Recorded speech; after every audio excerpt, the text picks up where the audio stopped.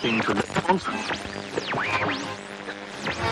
By killing the you become a hero in the Muslim world.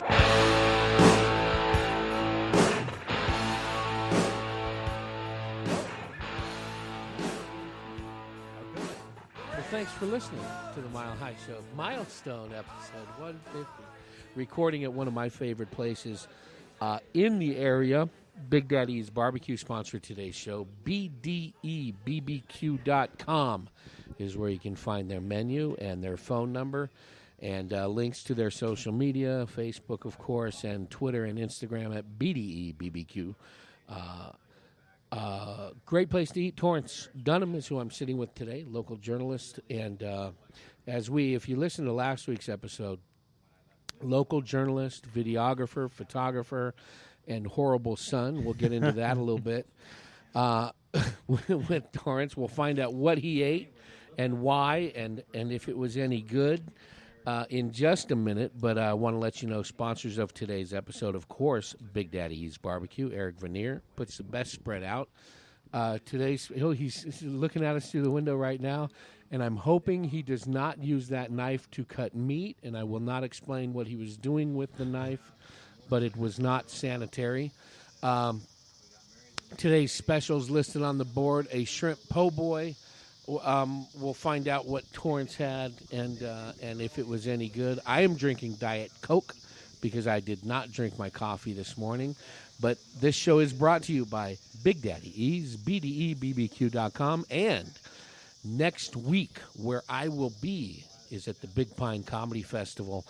Also brought to you this week by BigPineComedyFestival.com, a premier comedy festival taking place in Flagstaff, Arizona. It is the third annual, the second time I have been associated with them. We'll be up there doing podcasts, a lot of photos, some video, and having a good time with some of the biggest comics in touring the country, including Brant Tobler. His new book, Free Roll, is soon becoming a bestseller. And I'll be sitting down with Brant to record. Billy O'Connor, author of Confessions of a Bronx Bookie. We're going to try and get him on as well again. But they're doing readings and book signings up there. The full schedule is at BigPineComedyFestival.com, September 14th, 15th, and 16th. Full festival passes are like next to nothing. I want to say I don't do homework very well. They're nothing, though. They're cheaper than like two show prices. I want to say under $50. They might even be like $20 or $30 for 3 days, all day long festivals, shows at night, stand-up shows and open mics during the day, seminars on social media, podcasting, hosting and booking shows. Yeah, help yourself. But it's going to be 3 full days of comedy and entertainment-related stuff going on. So we'll have some updates on that. And, of course, my guest today, Torrence Dunham. Thanks. Yes, thank for you coming for down. having What'd you eat?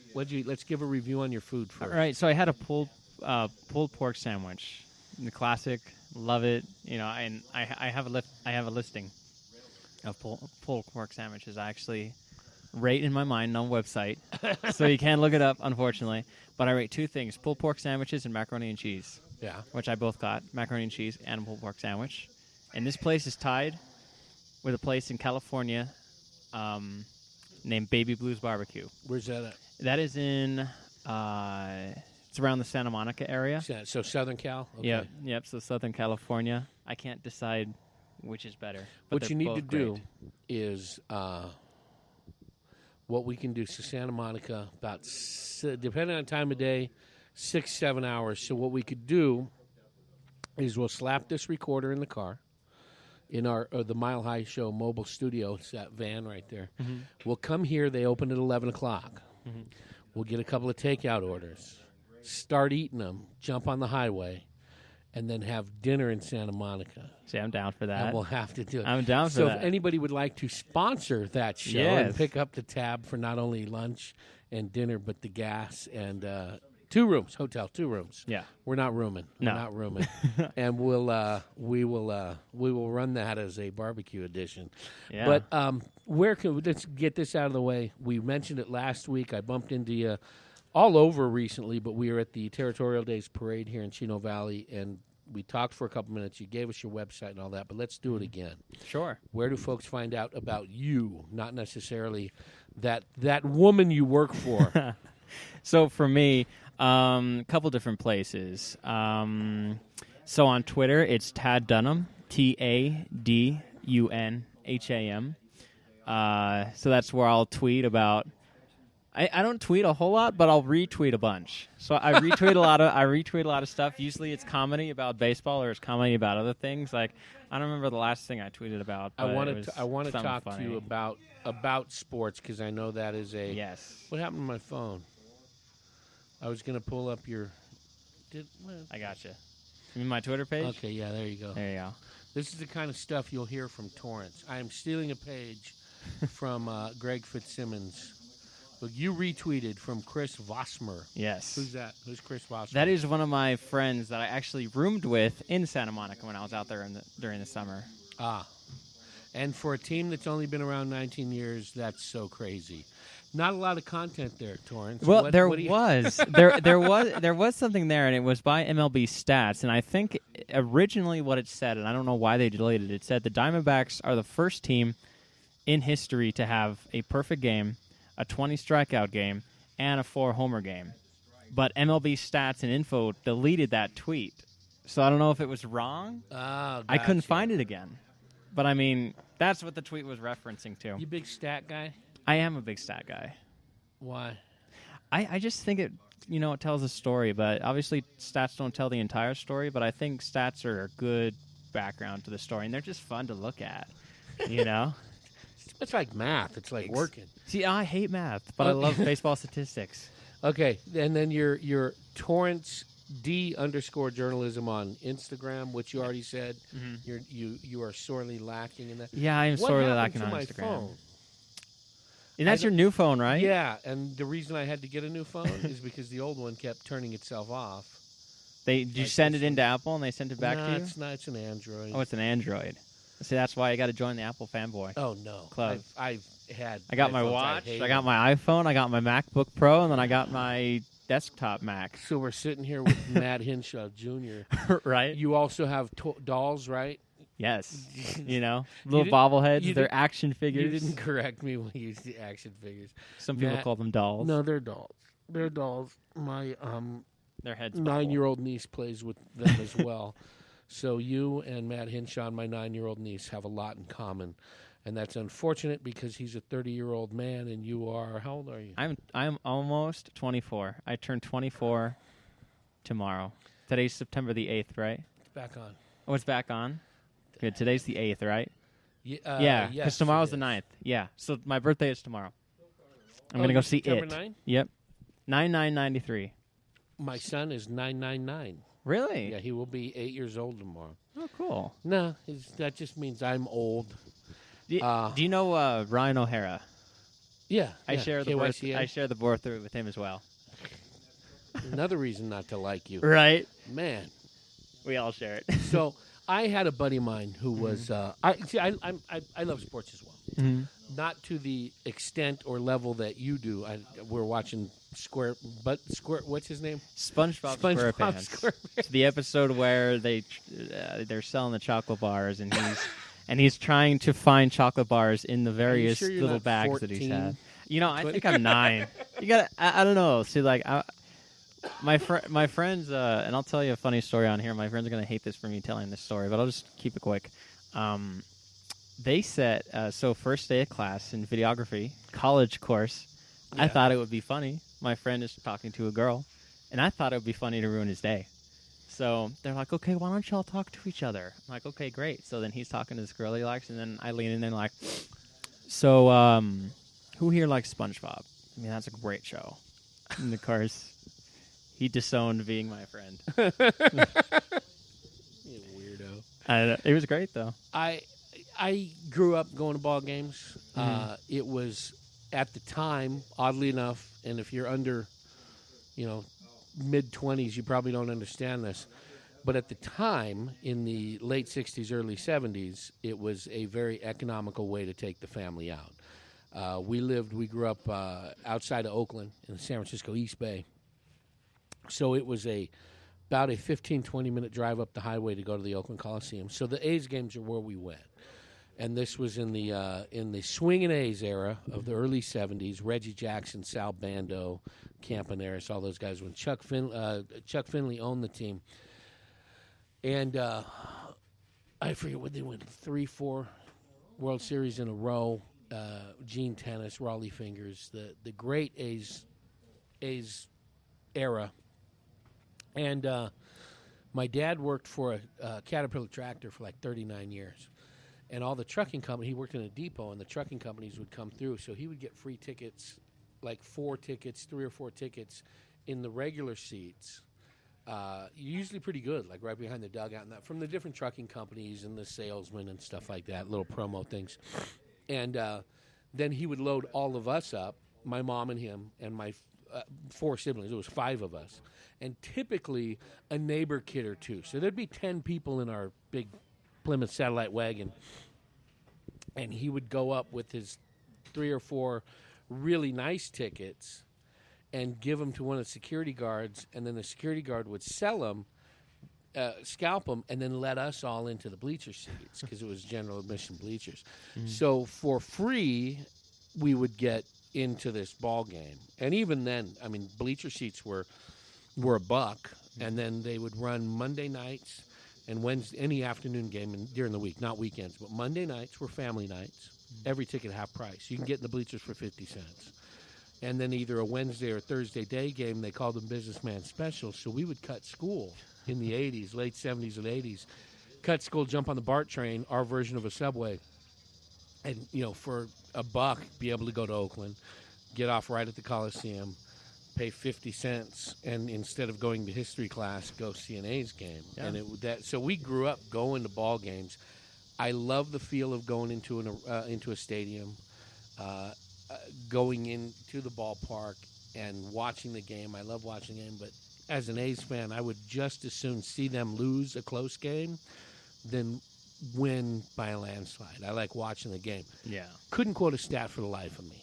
Grew up going to games, don't know stats, too much like work, and I never understood that analytical side. For me, going to a ball game was more of the experience of the ballpark and the sights and smells and sounds and that. And it's I just never got into the hardcore stat guys like yourself, like John Rust, who can rattle stuff off like crazy. Why the stats? What were you doing that when you were a kid? Yeah, I was, and that's the thing. Like I said earlier, is that I hated math, and my mom always told me, "Why can't you do math, but you can sit there and you can talk about the averages of all the Diamondbacks?" I said, "Well, because I like stats. I don't like when I'm sorry, but I'm almost 24 years old. I haven't had to solve for X since I was a freshman in college. So so I don't get it, But, stats kind of tell a story like, like that stat I said earlier with, like, where the Diamondbacks, where it's, I don't know if it's right anymore because they deleted it. I wish they didn't. But, like, a stat like that where it's like, oh, stats kind of tell the history. So, so the first team in history to have a 4-homer game, a 20 strikeout game, and a perfect game. Like, that's all stats right there, or somebody that's hitting, like, 334.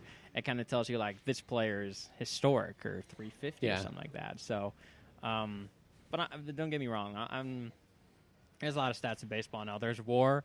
There's wins above replacement. I don't count that into I don't get that. I don't understand that. They're saying, like, this player is worth 2 WAR. I have no idea what that means. What is it good for? Absolutely exactly. Nothing. Thank you. Exactly. That's I'm gonna exactly break the way it is. Yeah. 70s funk. I like I like ERA. I like Ks per 9. It kind of tells you how good a pitcher is. Or Whip walks and hits per innings pitch. It's like, a player can have an ERA of 2 or 3, but his Whip is like 1.5, 1.6. That means he's good at getting lucky. You know? Now I know why people think baseball is boring. Exactly. They listen to guys talk about stats. Exactly. You look at all this stuff like that, but once you see it though, and actually in action, it's kind of fun. Although I never played chess. I call it like a chess game, but I've never played chess before. You know, so it's kind of fun. All right, let's go. Okay, and we never got through your social media. We got Twitter, we got Instagram, TorranceDunham.com. Mm-hmm. What can folks see there? Okay, I was looking at it the other day. I know. Yes. That's the only bit of homework I did. So, that and knowing what time Big Daddy E's opened. Right. See, that's the more important thing is what time Big Daddy E's open. But for Twitter, so I'll tweet a lot of sports stuff. Sometimes I'll retweet a whole bunch of stuff, and it's not just sports. I'll retweet funny stuff as well. SpongeBob SquarePants. Exactly. See, GIFs. That's the best place to find them. Is my Twitter page. Instagram. I got to get back on Instagram. I was doing really good, and then I kind of like let it slack, which is bad. Which is odd, like we were talking about before we plugged in, because you are a visual journalist more than anything. Yes.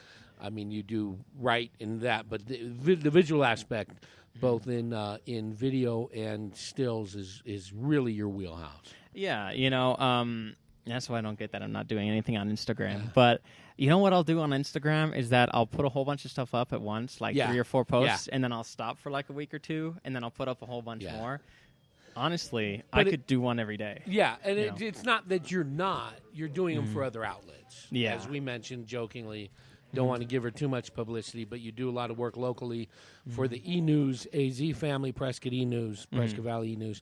So you're updating and administrating on those social media sites as well. So it's not like you're not on them. It's just not, you're not on yours. Exactly. So pretty much what I'll do is like the fight, the MMA and aggression session Anarchy that happened at the Prescott Valley Event Center. I got a couple good photos when that was going on.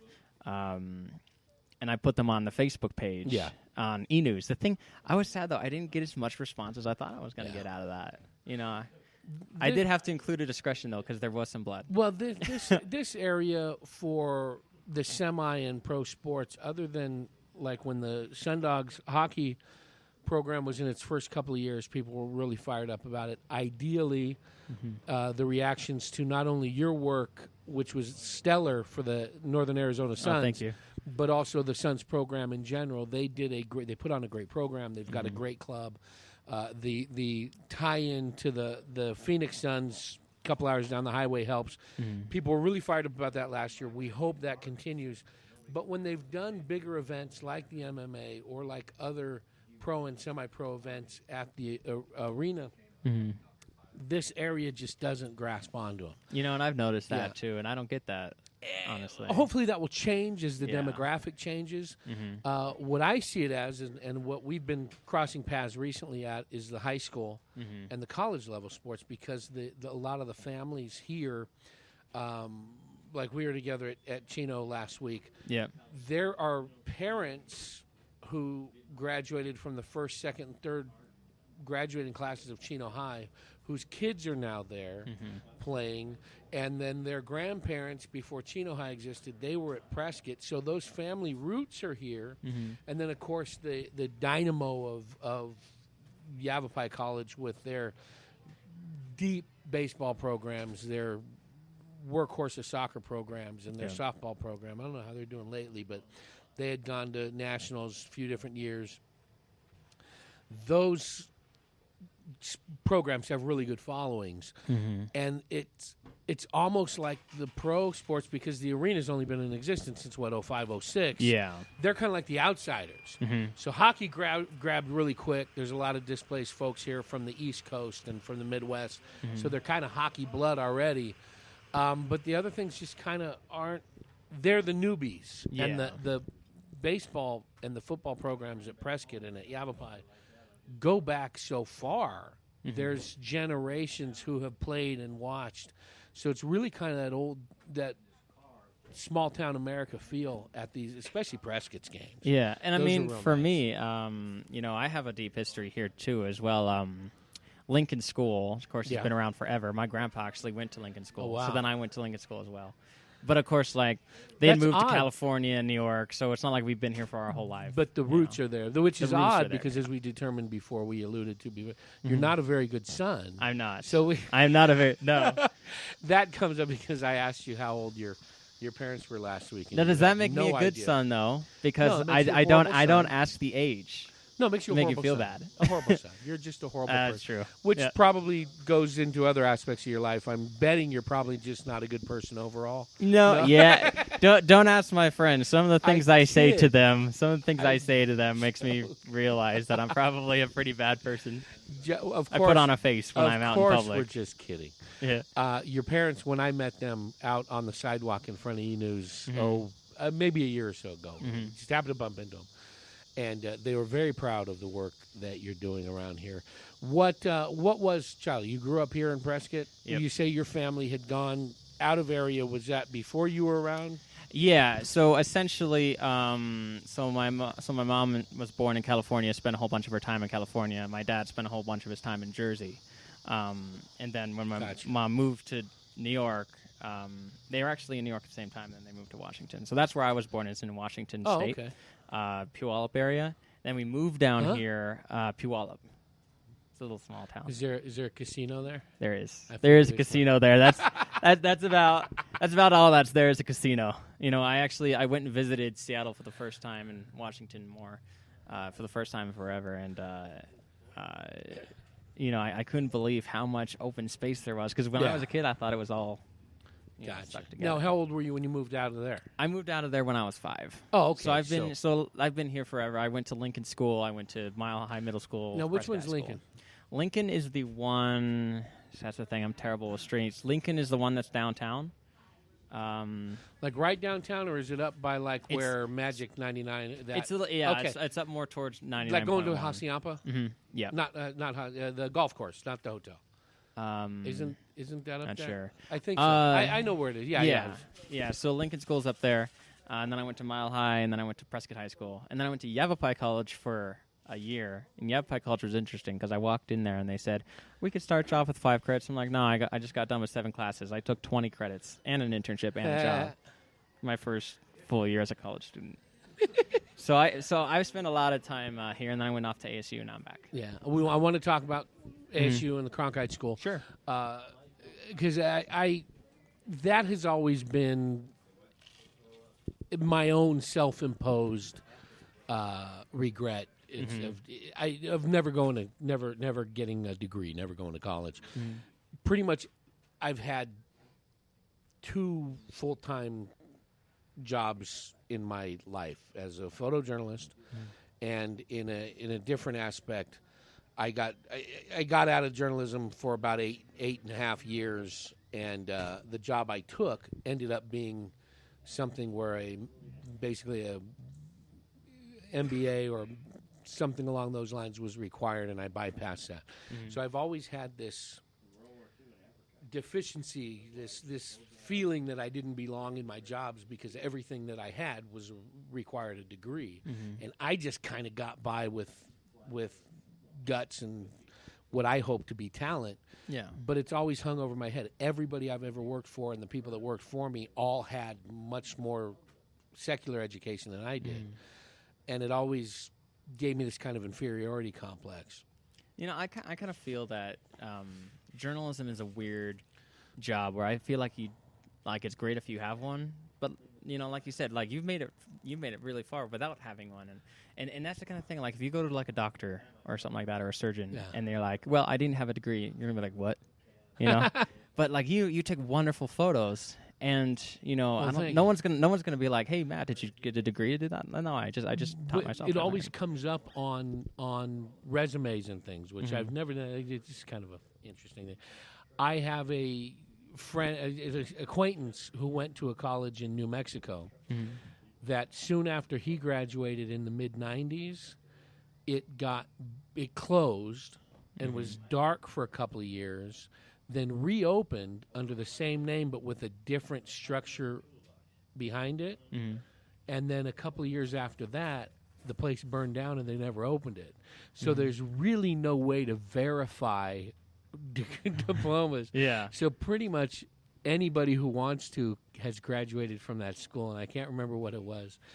He majored in film, but he told me one day, he said, he flew through email, he says, just tell everybody you went there. There's no way they could verify it. Now, a college where I did attend very shortly in California, I had gone through the junior college JUCO system at Chabot College for a little bit, and the reason being is I had been working for a local publication in the Bay Area newspaper, and stringing and contract work and freelancing for a bunch of different agencies, wire services and local papers and that. And then I was a staffer for a small weekly paper, but I wanted to get into the daily that I was already shooting for, and they had an opening come up, and they said it's yours. It was projected out. Somebody was retiring in a couple years. And in the course of his announcing his retirement, way in the advance, they were getting inundated with resumes and portfolios from all over the country. People with years of experience on dailies and wanting to relocate to the Bay Area. And every single one of them had a degree in something. And the editor pulls me aside and he goes, it's yours if you want it, but you've got to get a degree. You've got to get something. We don't care what it is. Get some letters behind your name. Go get an AA. We don't care. So I was 18 at the time. So I go and take a couple classes at a junior college there, Chabot College, and took a math, took an English, and then took a photojourn class, which they were just offering. And it was taught by a fine arts photographer who actually had worked under Ansel Adams in the 60s or something. Excellent photographer, couldn't shoot a football game if his life depended on it. And here, my first newspaper job was when I was in high school for this weekly. And I'd been stringing for other ones for a couple of years throughout high school. So I'm, 4 years into my career with the opportunity to get this job if I get a degree. So I take this photojourn class, and I'm bored out of my head because we're talking about theory and this and not talking about anything that you do in photojourn.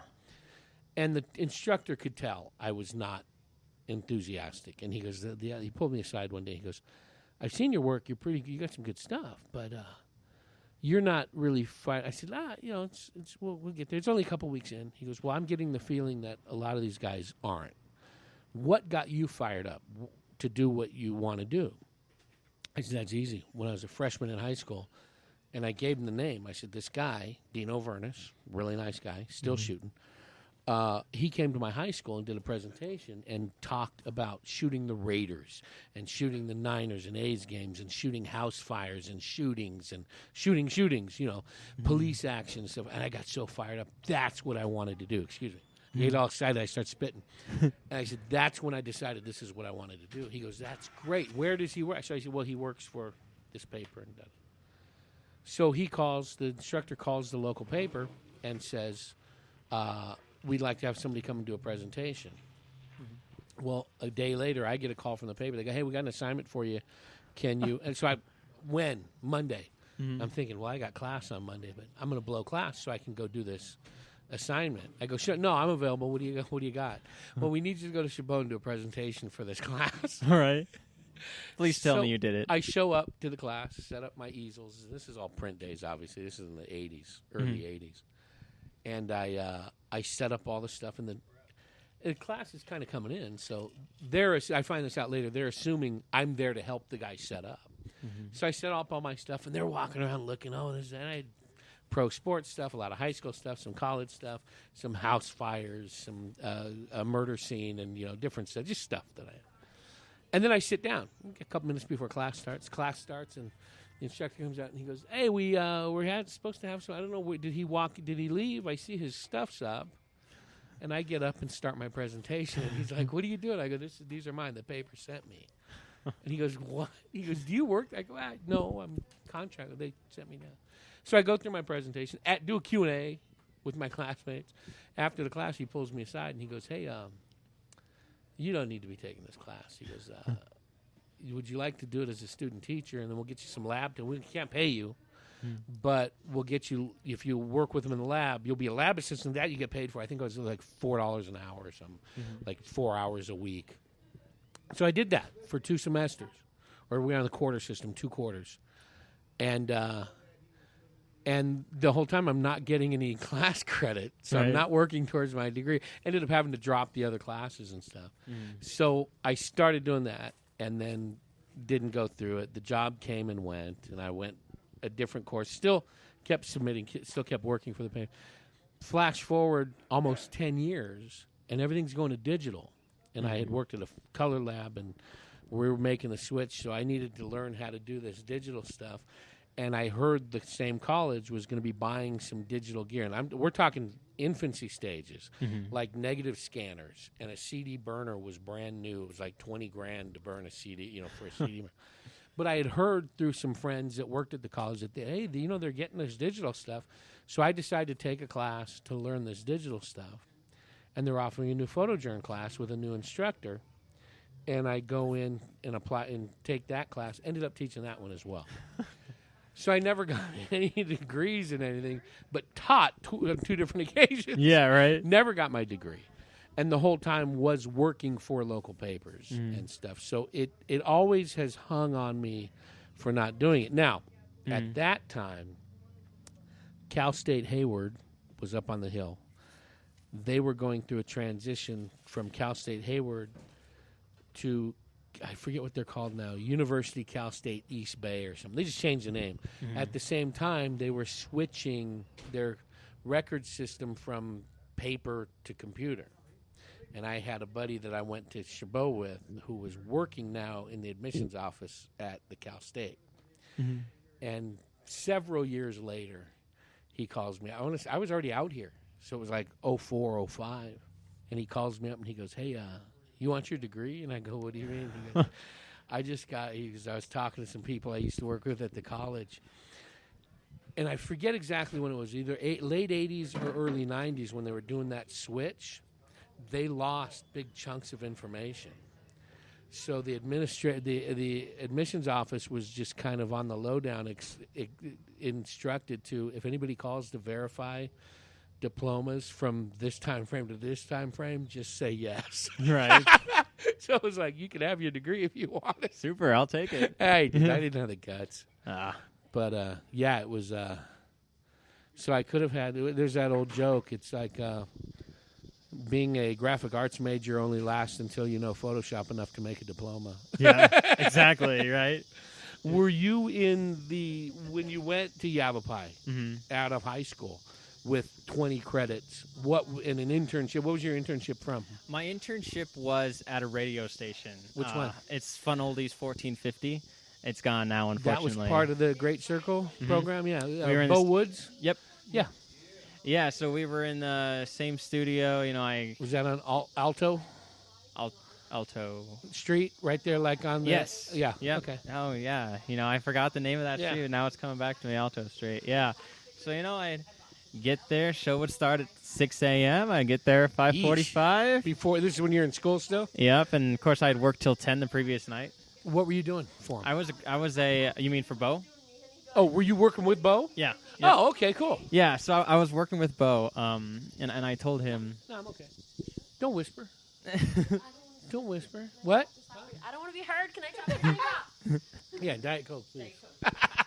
Right. Come to Big Daddy E's, get served and harassed. Yeah, exactly. They got good soda too. Sorry. Oh, that's okay. You're good. You're good. So I went there, and he was like... Because we had a program of songs, and he was just sitting there. He's like, you know what? I'm sick and tired of all these songs. He's like, oh yes, please, thank you so much. He's like, I'm sick and tired. Vodka. Right? Hopefully. He's like, I'm sick and tired of all these songs. So I got an idea. Since you're my intern, let's blow up the system and restart. So we can blame you. See? Exactly, right? So we blew up the system. We got all brand new music in there. He was tired of hearing Nancy Sinatra. He's like, oh, this was the deep oldies. Yeah. Oh, Gotcha. yeah. This is like 50s and 60s, a little bit of 40s. I think there was a little bit of 40s in there. But he was like, I'm tired of hearing Nancy Sinatra. So then and it was so much better. Like, we got comments. I'm like, wow, this is so much better. So we took the music. We got a new system. It did it much better. And then when I came back from college, I found it was gone. I was so disappointed about it. But, yeah, we were in the same studio with Lisa, or same building with Lisa. Of course, we interact with Lisa constantly. So I went there 5 to 10, or 5:45 to 10, and then I would go to school. Actually, I'd take a nap, and then I'd go to school.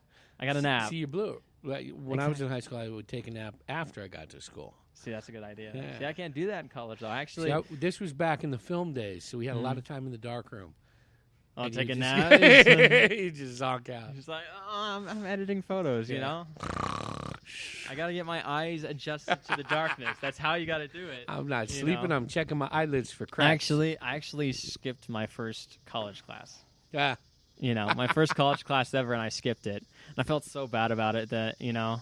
And then, of course, when I got to Arizona State, I skipped. So what was your focus? Did you want to get into broadcasting? Was that Yeah, your goal? you know, I was always a baseball fan. I played Little League baseball. And then when I was in middle school and I got benched for half the year, I'm like, I'm Why'd you get probably not benched? going to make the majors, you know? So I was, you know, in many sports athletes' life, unless you're like the superstar of the team, Gotcha. you have that day where it's like, this is not going to last for very long. Especially up here. There seems to be some very hardcore baseball fans. Oh, yeah, there is. So I took that and I started doing the other end, you know? I got into my high school newspaper. And Staying with the sports, but Yep. on the reporting I went on side. the other Nice. side. So instead, I don't have to be in the gym all day long and then go do baseball. Instead, I just show up with my camera, I snap a few photos, get some interviews, write the story, and Nice. I haven't visited the gym in a year. You know? That's the other half of it, you know. But of course, that's why I'm not making $50 million a year. You know, I'm making $23,000. that's Exactly, right? That's why. Yeah. So I knew what I wanted to do throughout high school, and I knew the college I wanted to go to. Went to UPI College. They had a program at Arizona State. As long as I complete these things in 2 Yeah. years, I can go there. So I said, no, I don't want to do it in 2 years. I want to do it in 1 year because I want 3 years at Arizona State. So I took more than full time at school.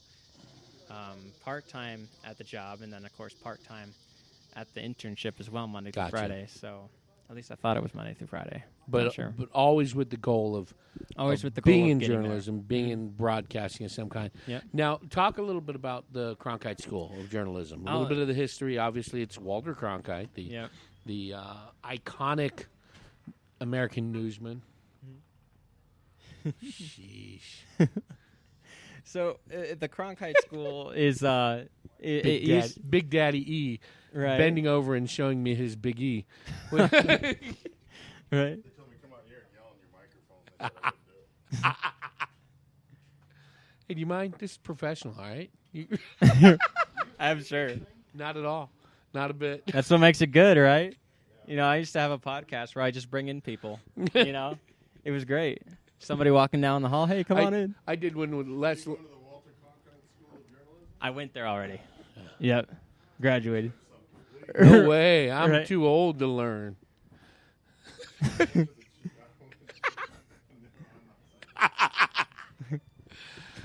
Yeah, well, Anyway, no, it's okay.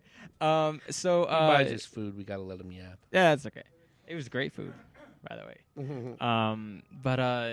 So it started off as a little school in Tempe, just a little guy. Wasn't taking, you know, a lot of people didn't know about it, and then it moved to downtown Phoenix. Yeah. So it's literally steps away from the We're literally steps away from Chase Field, steps away from Yeah. the Suns. Right So- down from the Renaissance Hotel. Yep. Yeah. And right next to the Westward Ho. And the Valley Bar, Yes. which is the home stage to a lot of our sponsor today, Big Pine Comedy Festival, has a sister festival, the Bird City Comedy Festival, that utilizes. It's based out of the Renaissance and uses the Valley Bar and Cornish pasty and a lot of stuff right around. See full circle. See how I did that? Yeah. Right around See, that's how the you do it. Cronkite School of Journalism. See, that's That's professional radio right there at its best. That's the area where they got like the CVS is in there, and Yep. it's got the little fountain. Yeah. That's where it is, right? Like the think bowling so. alley up top. Yeah, right by Stand Up Live. Yes. Is right there. And We the tried Copper to- Blues. I was never old enough to get in there. Now I am. Now that I've graduated, now I am. Now I'm old enough to get in there. So what was it like at Cronkite? Because I've a couple of their reps would come when I was with local media here, Western News. We would have an annual conference, editorial conference, and some seminar stuff, and a lot of presenting goals and free lunch. But they had a couple of reps the couple of years that I went from Walter Cronkite, and I learned a little bit about it. But give us the insider's scoop on what what's the focus? How does it correspond to the rest of your school? Are you only there? See, for a guy who never really went to college, you got to tell me what it was like. I had a different college experience than most. Going there as a sophomore, I never had the freshman experience where you shared a room with somebody. Yeah. And I never had like the classes of 900 because I wasn't there in my freshman year taking all the classes that don't matter. You know. Gotcha. Well, they do matter, but they're not mattering But to me. you got a lot of that general ed. I got a lot of that general ed by college. So for me, you got to go in to really as a sophomore. specialize. I went in as a very advanced sophomore. So technically, I was a sophomore. It was my second year, but I was very advanced. So I was done. I was almost done with math. I was completely done with history. Completely done with science. I didn't have to do any of that.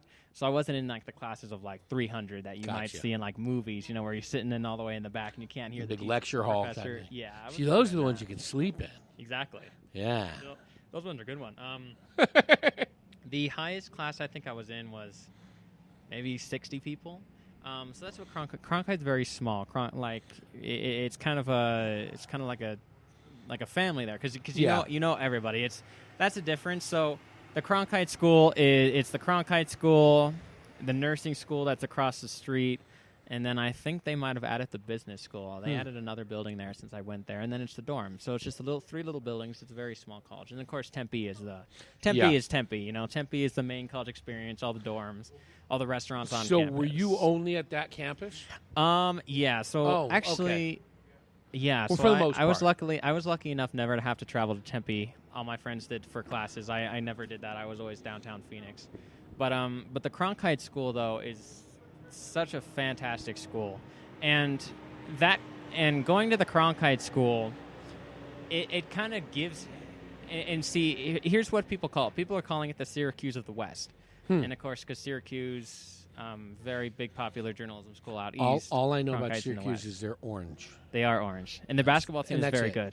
Most of the time. Never pick Syracuse to win it all, though. They'll break your heart. Never do it.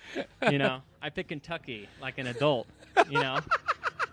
So like a grown man. I pick Kentucky, you know.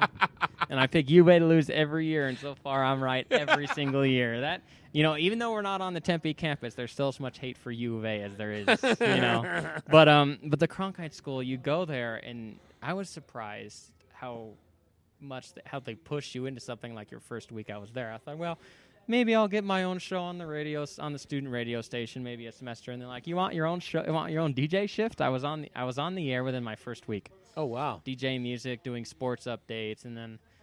A week after that, I did a little bit of studio work, so I was on TV, and it was terrible. I was terrible starting off. Do you have clips of that? I do. Is it on your YouTube? It's not on my YouTube. It's not. Website. No, it's not on my YouTube. Thankfully, it's not on my YouTube because and that's the nice thing is that they have two studios. They have the Cronkite News Studio, which is award-winning and great, and it's like the last thing you do there. And then they have this side studio where they kind of let students do whatever they want. I like that. In there. Well, they have the award-winning one, and then they have the one I used. And they have the one that I used, you know, because of the programs that weren't award-winning. It's like Caddyshack. Well, we got a pool. We got a pond, too. Maybe the pond would be better for you. Side. Yeah, exactly. So the first 3 years, you kind of spend your time in the pond, and then you go to the big studio with all the big stuff. But we had a show in there. It was about college sports. It was a sports production class that we decided that the class and the professor decided to turn into a weekly show. Cool. So I was on the air, technically, on YouTube my first month that I was there talking sports. And so they have a radio station there, so that's where I got into radio. I always liked radio, but ever since then I've really fallen in love with radio. They have a radio station there. It's great. We constantly send people to New York for awards every year. Very nice. I didn't win my little fantasy show that talked about fantasy sports for 20 minutes and Puppy Bowl for the next 40 minutes. That one didn't win. I was really upset, you know, but we won Sports Show of the Year our first year. Nice. So that was cool. But yeah, so they let kids get on the air real quick, and then obviously they're not going to let a freshman on Cronkite News. Yeah. However, they will let freshmen run cameras. Learn the back end. Exactly. So they'll learn the back end. And I was disappointed I never did that. But I would fully recommend doing that because if I go back from a master's, I want to get some of that behind the scenes. Yeah. Because that's how you can get your foot in the door, you know. Yeah. Dream job for you. Yes. Ultimate dream job. What would you do? My dream job is to someday end up on MLB Network. I've loved that station since it launched huge baseball fan, so MLB Network would be my main goal. But honestly, my main goal is not where I'm going. My main goal is what I feel like when I'm there. Yeah. You know, so if I'm never bored coming to work, Gotcha. that's good for me. If I'm reporting on sports, that'd be great. You know, I could also report on news. You know, whatever kind of keeps it interesting. I never want to feel like I'm, you know, Going to work. like I'm going to work. Yeah. That's why I love journalism so much. You don't feel like you're going to work. I mean, here's the thing. My friend is a weekend anchor and a reporter at ABC 23 in Bakersfield. Another thing with the Cronkite School, that they have a program where they take kids from the Cronkite School, pay them a salary, give them free housing for a year, and put them through their thing. They kind of use that as a nice. pipeline for their station. I was disappointed I didn't get that, but Yeah. my friend did. Now he's the weekend anchor there. He's like big honcho there. He's the guy that, you know, they put out all their videos. In fact, Oh, nice. yeah, he just did a video for Hurricane Harvey, where he went out there. You know, the kind of videos where they're like, Yeah. you know, Hurricane Harvey, you know, this is where you do to call, you know. Yeah. So he did one of those videos, and I thought that was really telling how far he's gone, and he's only been there for about a year and a half. Oh, Like, nice. They have him doing those videos, speaking for the station, being the face of the station. I feel like he's Very becoming the nice. face of the station. So he went through that to go to the Cronkite School. But back to the thing I was going at earlier, his first day there, they're like, the police department found some drugs, and they're going to blow it up in the middle of the desert. Want to go cover it? yeah, I do. I do want to go cover that. You know, and then a couple months later, there's a lot of drug things in Vegas. It's weird. Yeah. A little bit later on, and then he was doing a live shot, and a guy that was high on something or completely out of his mind was throwing stuff out of his window, throwing cash out of the window, and there he is doing a live shot. And in the background, you see this guy throwing stuff out of the window. What other job, you know, where you just see some things, and obviously you see the best of people. Yeah. You see the worst of people as well. And I mean, that's kind of the sad thing, you know. Yeah. It's not always like blowing stuff up and other stuff like that. But, It's you the know, sad yeah, side. it's But not it gives good- you something interesting. Yeah, and you it's know? not that seeing people at their worst or going through the worst tragedy of their life is a good thing, but No. at the same time, having covered many events and circumstances over the years, what I always look for, look for the silver lining. What is it? What can we do to capture an image or get a quote, or not to exploit them, but to really tell their story? Yeah. To tell the country, tell the world what they are going through. Mm-hmm.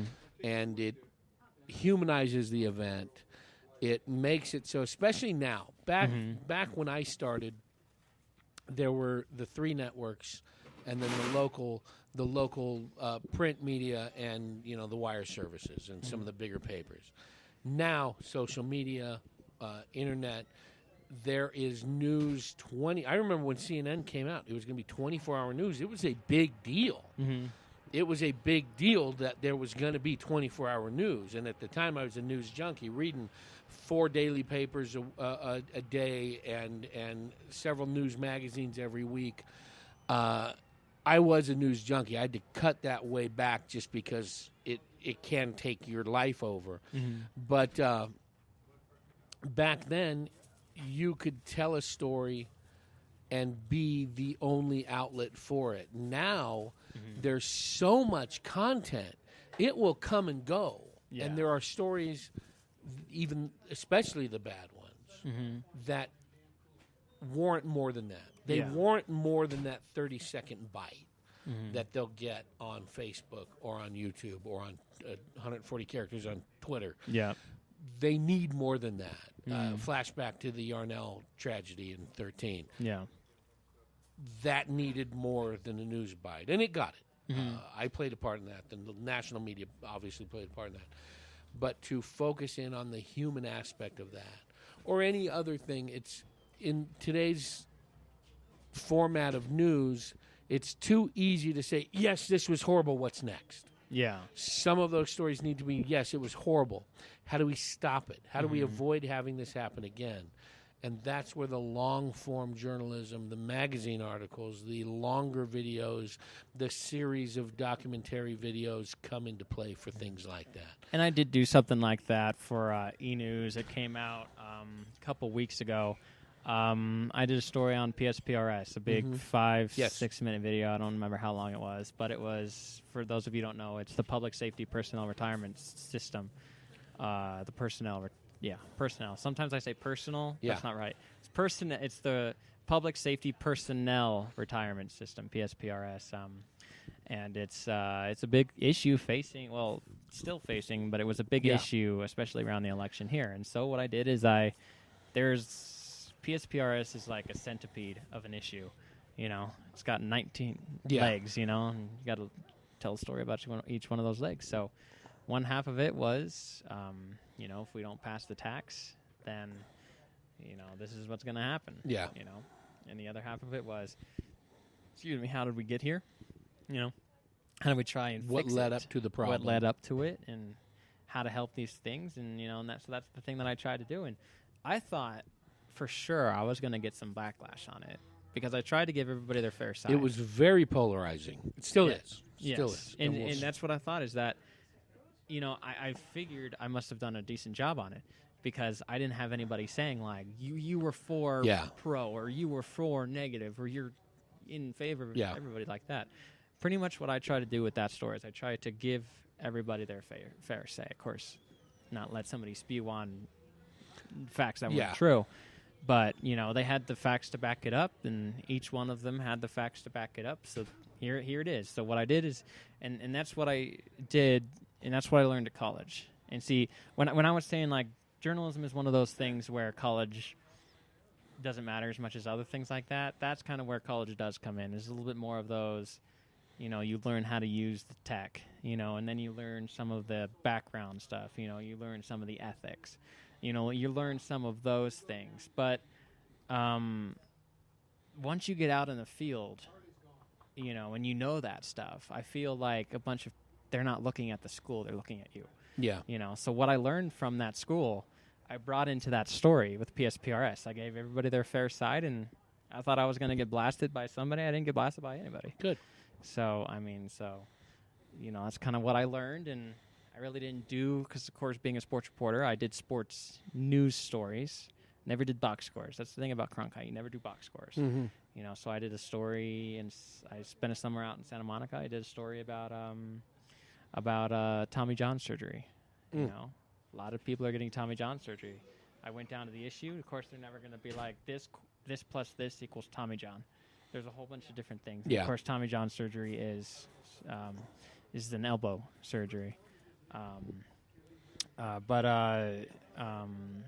UCL ligament. So we try to figure out, and from what I discovered, multi-sport athletes are the ones that don't have that problem. The ones that sit there and pitch from a mound from January to December. From the time they're 8 until they're 28. Yeah. Yeah. All these players are like, all I never played was baseball. From what I discovered, that's bad. Huh? It's not supposed to. The elbow isn't supposed to be snapping like that you could do it for a couple months, but those are the athletes, the ones that play basketball, the ones that play baseball, the ones that play football, and then they have their seasons, So working out different aspects of their body. So their elbow is not getting blasted as much as it is with basketball, Yeah. Baseball, your elbow is, you have the shot. That's it. Speaking of basketball. Yes. Let's go to NAZ Suns. Yes. What was your take on their season last year? I know you were very ingrained in the season, in the arena, with the coaching staff and the players. What was your take? How was the inaugural season for our area? I thought it couldn't have gone better. I thought it was fantastic. I thought the Suns really came up, and I was concerned a little bit because you don't know how it's going to work out, bringing a new town to a city. But I think, as you mentioned earlier, what helped is having the Phoenix Suns 2 hours away. Yeah. I talked to a lot of fans. Which is why one of the reasons why the organization brought them here from Bakersfield, if I'm not mistaken, right? Yeah. My friend's not thrilled about that because he lost his minor league baseball team and his basketball team as well, so he's not thrilled. Now, I'm not ignoring you right now. I just wanted to punch this in.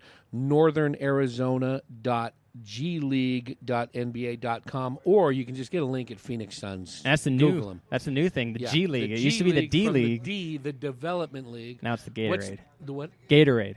Gatorade. Sponsorship. It literally Speaking is. of sponsorship, Yeah. milehighshow.com, Yep. you can go to the contact us or support the show page and sponsor us like Big Daddy Ease did today. Yeah. And we will happily take your money, as I've liked to point out on different occasions. It's a way for you to sponsor the show and avoid me knocking on your door asking to borrow money. So, Right. What are we in for this year, for year 2 of the Northern Arizona Suns? I would say it's more of the same. Obviously, the roster, and that's the kind of thing with the NAC Suns. You're not exactly sure who's going to be on the roster. And that's just the way the D-League works. And one more point I want to bring about last year, and this is the thing about the NAC Suns last year, is that they started off so hot, and then they kind of took a dip in the second half, and then they didn't make the playoffs. But I'll tell you why that's fine. You know why they didn't take the playoffs? Because the people that were putting them to the playoffs got called up. Gotcha. That is the entire goal.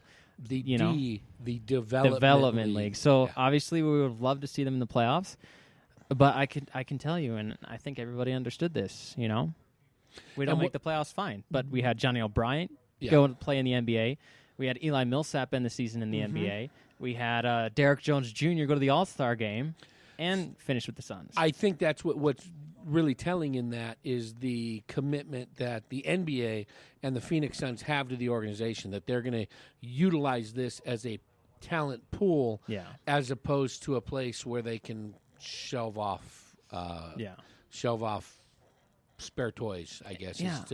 So that's a good telling thing for our future here, and ideally folks will get out there. I will be out there more and more this year. I should have looked at it. Do you know when that free scrimmage thing is? The free scrimmage thing, I want to say October. Is on, I think the free scrimmage against the Suns, I think, is on the 28th. 28th to 29th. So I'll put a link in there, though. Something like that. But Saturday, the 9th of September, tomorrow, they are having a open tryout. Tryout. Yeah. So from that, and then from the one in Scottsdale, they'll take a few. I can't remember. I think John Gray might have been one of the players that they brought from the tryouts last year. Don't quote me on that, but I'm decently sure John Gray was one of the one, and he was a fantastic player last year. So that's what I'm talking about. Like, you can't really tell what the NAZ Suns are going to be this year because, quite frankly, they have no idea who's going to be on that team. Yeah.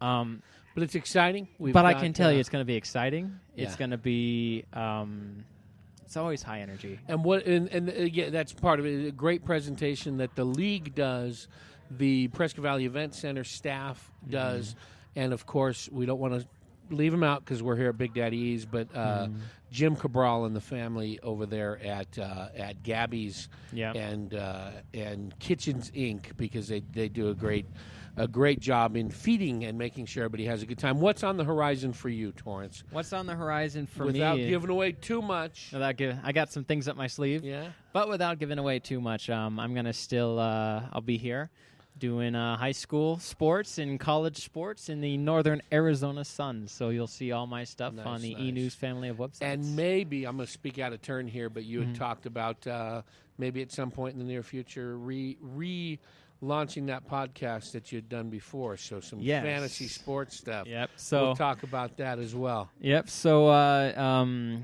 if you don't know what fantasy sports is, I don't know how you wouldn't be able to tell. One of the DraftKings commercials on every other commercial. Fantasy sports, you take a bunch of players and you put them together on a team, and what they do get your points, and you face somebody else, and that's what fantasy sports is. So So you run your own team. I can be the owner. Yes. So I had one of those, and you can trade people away. That way you can't sit there. So we'll look for maybe some new Torrence Dunham fantasy sports podcasting soon. Yeah. Again, TorranceDunham.com. Instagram, TorranceD_journalism. And then Twitter is TA Dunham. And we were brought to you today by Big Daddy E's Barbecue. I love to have you back. Let's set up, and we'll chat more maybe as the Sun season comes on. And don't forget BigPineComedyFestival.com, the Big Pine Comedy Festival in Flagstaff, September 14th, 15th, and 16th. This has been episode 150.